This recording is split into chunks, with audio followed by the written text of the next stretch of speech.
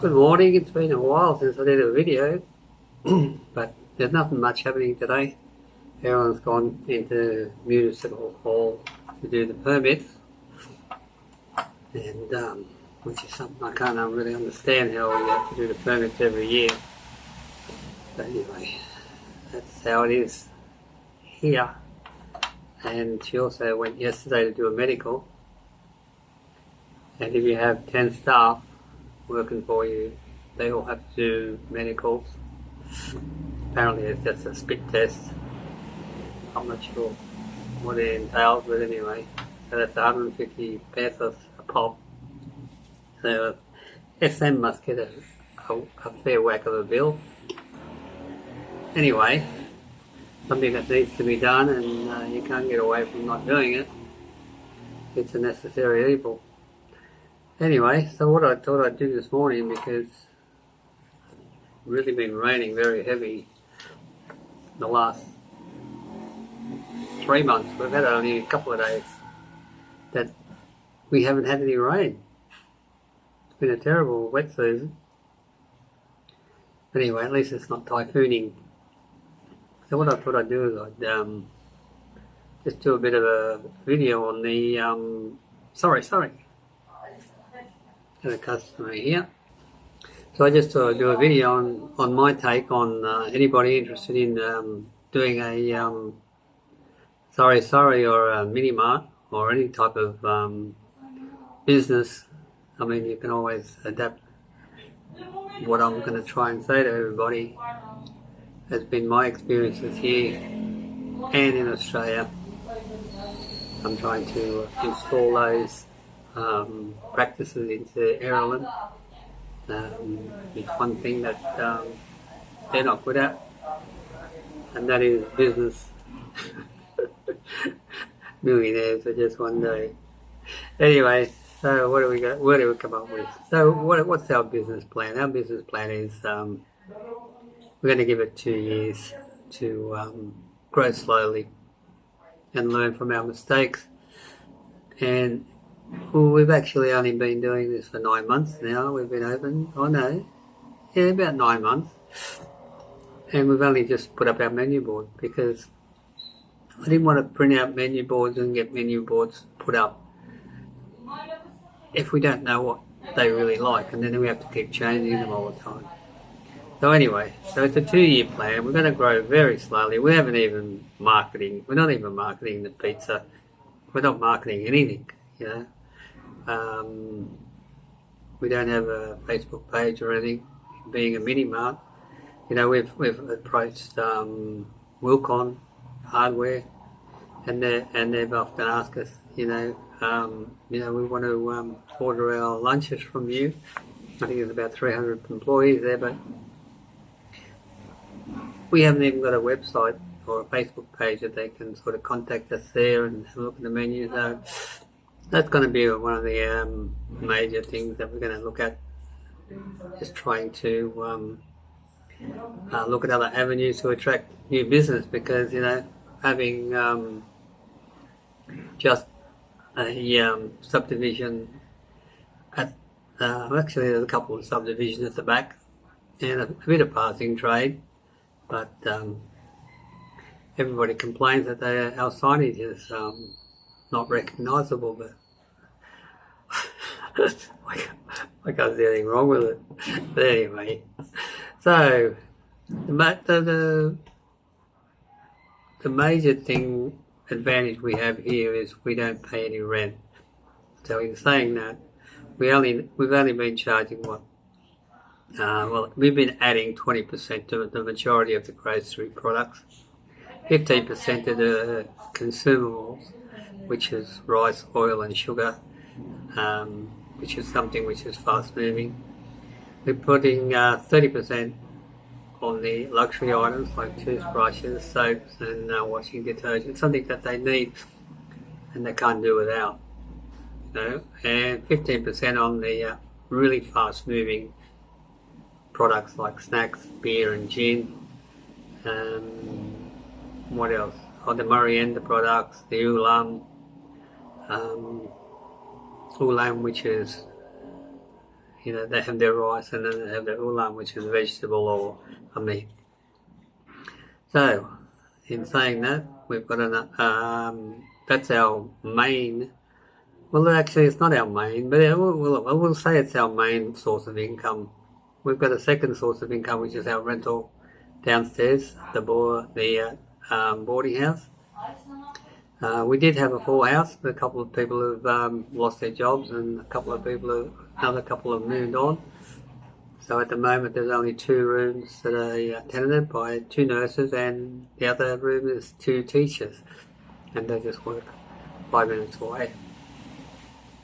And we look after them by giving them good discounts here on the shop, and if they pay their rent on time, then we give them a kilo of rice and a few other little things that we do for them. So we've got 4 rooms there at $4K per month. We also have a transit room, which is like a little studio, and that rents for about $700 per night. And that's got its own bathroom, and they get breakfast with their $700 for that. Across the street, we've got the Belloys Hotel. They're charging $1,400. So we've been getting a little bit of interest there, but it's only early days. So we, like everything, just start a little bit slowly and learn and see what happens. It's a pretty demanding business, but luckily I've got a little bit of common sense, and any business in the Philippines is demanding. Just the fact that you have to source products at the right price, the best possible price, and that takes a lot of hard work and a lot of time. By the time, the trouble is here, there's no suppliers here that actually manufacture like the wholesalers in Manila. The people here are normally they actually get it, if I can use the word, that they import from Manila, and normally it passes through 2 or 3 hands before it gets to you, so there's sort of like 1 peso left for profit. After a few people have put their hand in their pocket there and taken out their little share, there's nothing left. You've got to try and be a little bit cheaper than the malls and 7-Eleven, but in saying that, if the people around you have got to go to the mall or to 7-Eleven, most of the time they've got to catch a tricycle, which is 20 pesos anyway, and they don't like to walk. So we've been really lucky to meet a good wholesaler just down the road. It's only a few minutes away, and actually Erilyn has just started, she wants to expand, so Erilyn has just started lending her money. And on my advice, I've told Erilyn just to engage a lawyer, and Lovey, which is the debtors, we'll call her the debtor with a creditor. She's actually dealing with the lawyer, and the lawyer will talk to us, and then we'll come to an agreement on what the loan is, and the term of the loan, and the interest on the loan. So she's actually been pretty good, She's on her 3rd loan now, and she's paid the last 2 loans up pretty quickly, mainly because what we do is if we want to buy something from her store, we don't pay for it, we just get credit, and that credit goes against the loan that she's borrowed from us. So it doesn't take much to buy 5 or 6 pieces of 10 packs of cigarettes, and there's 7,000, and that comes off her loan. I won't buy anything else except cigarettes from her on credit, because at least it makes her feel like I'm giving her something back. If I buy the gin and I pay for it, if I buy the beer and I pay for it, and all the soft drinks I pay for, it's just the cigarettes I get on credit from her, because I know that she gets the cigarettes on credit as well. So she's not. It's no skin off her nose to give it to me and take it off the loan. What else? Yeah, she's currently on a third loan at the moment, and we haven't had any hiccups. And she just deals directly with the lawyer, and the instalments get paid daily into Erilyn's Gcash. We are what was I going to say?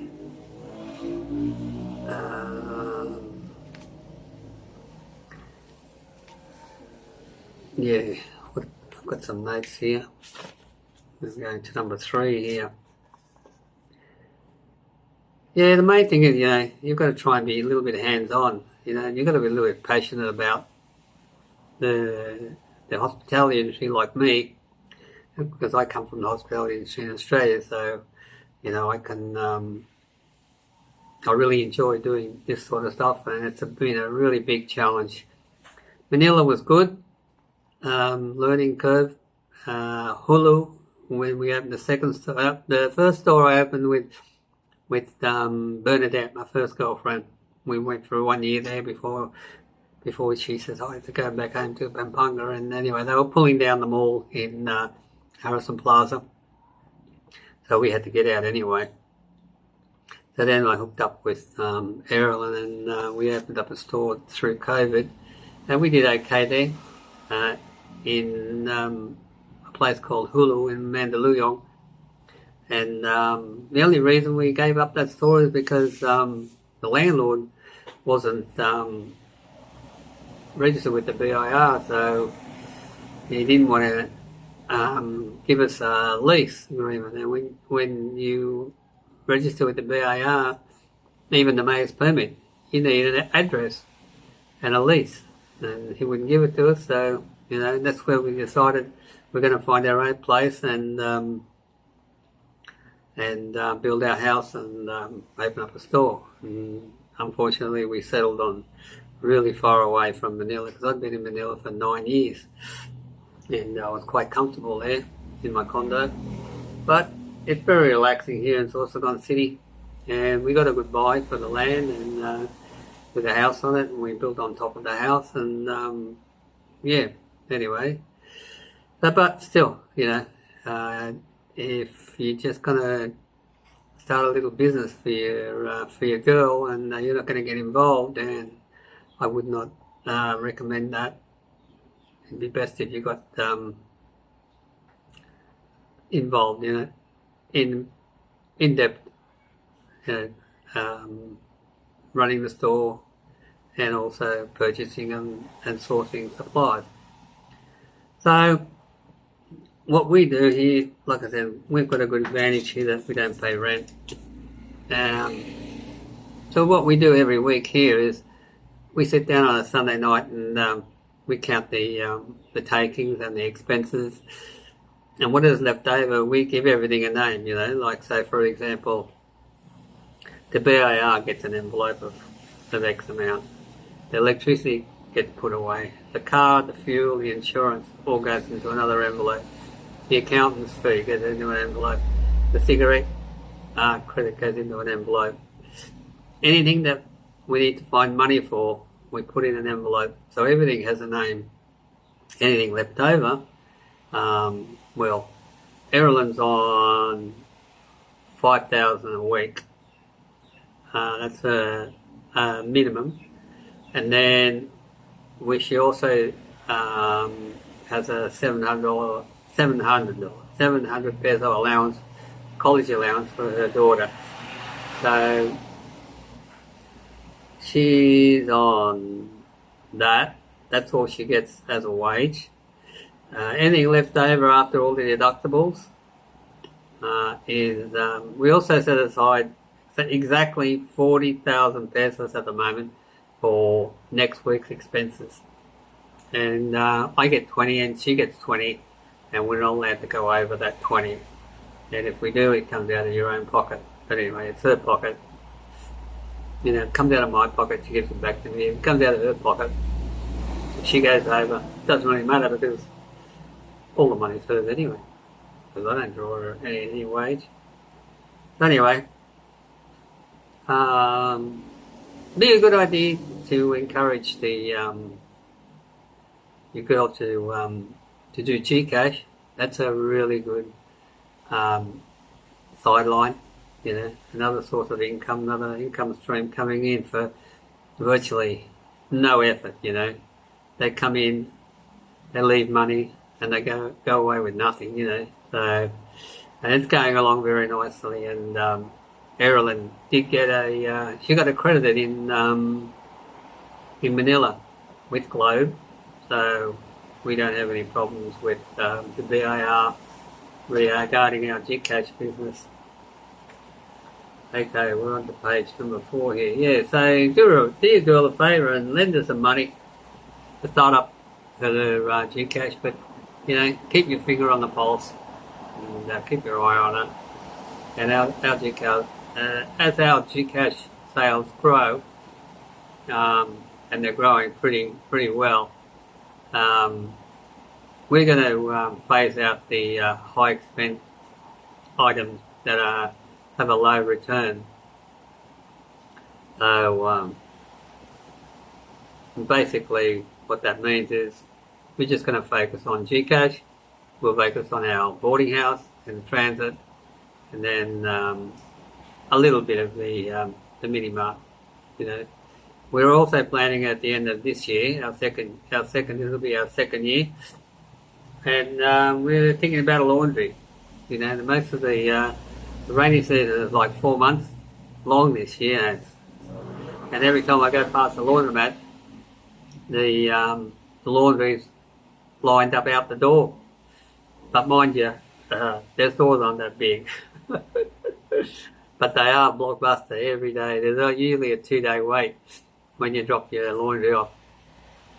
And we were getting our laundry done, but now they've hooked up our washing machine. Yeah, but that's a pretty big whack. It's about $700,000 for 2 machines, 2 industrial machines and 2 dryers. Yeah, we'll see what happens with that one. There's no. We'll need to put on another room out the back. So I'd like that because I really like my building. So it'd be good to get back into it. And what else? So what our basically is, we've been going along pretty well, and on a Filipino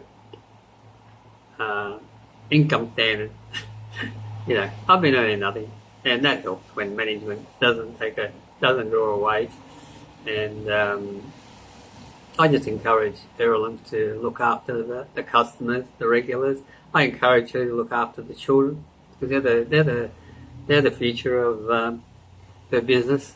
The school kids, and they usually have a lot of money, especially around Christmas time when their relatives give them their money. Yeah, so basically, we don't have that much passing trade, so we have to really focus on looking after everybody. If that means giving them a free pancake or anything, give them an ice cream. I guess they gave a few people ice creams. They come in threes and they buy 1 ice cream and they're going to share it. They're going to share it. So you treat them to a couple of ice creams, and that just builds a good rapport with the kids, and they're pretty excited about it, all that. So my personal advice is about starting a business, especially a mini mart or a Sari store, is make sure you're passionate about it, and probably more passionate about it than your girl. And your main goal is my main goal is that I just want the satisfaction of the challenge, and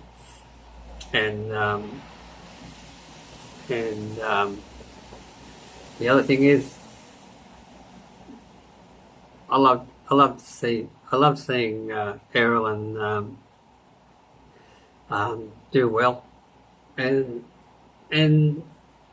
she's a little bit forgetful, but you know she's learning slowly, and just the strategies and what needs to be ordered, when it needs to be ordered.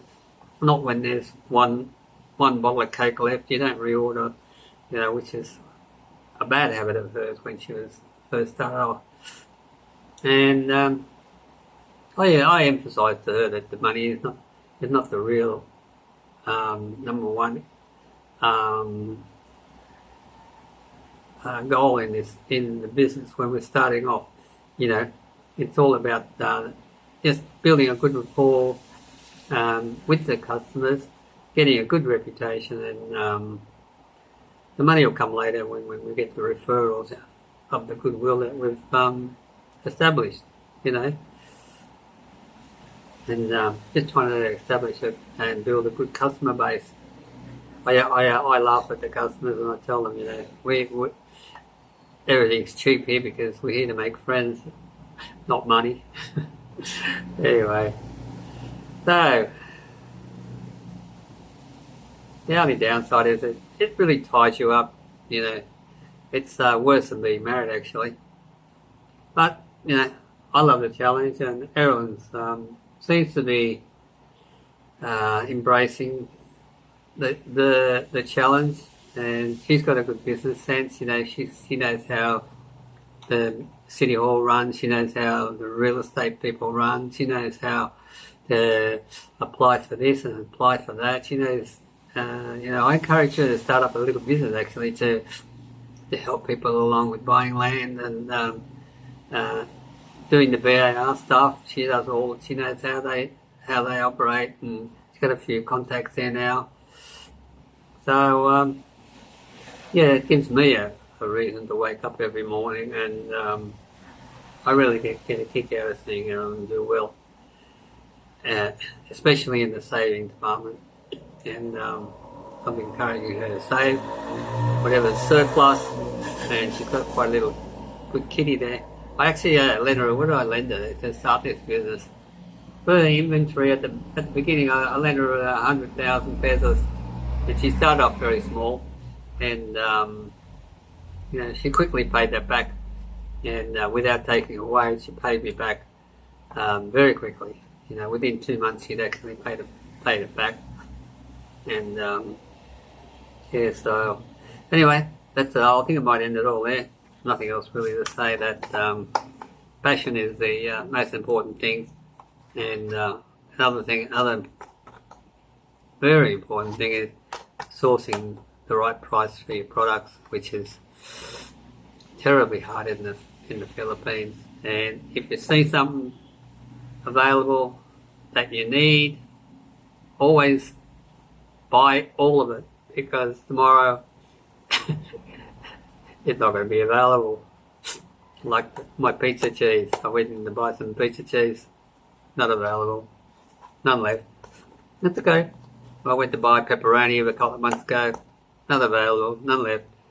So when I went in there yesterday, they had pepperoni, as though I bought up, stocked up on that, but they didn't have any cheese. I'm expecting it in next week, but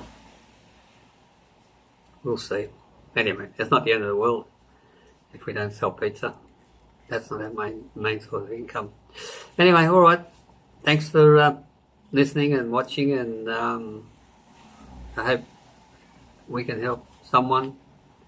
But yeah, I wouldn't be starting up a Sari store and just leaving the girl there. No fucking way. Alright, take care everyone. Have a good day.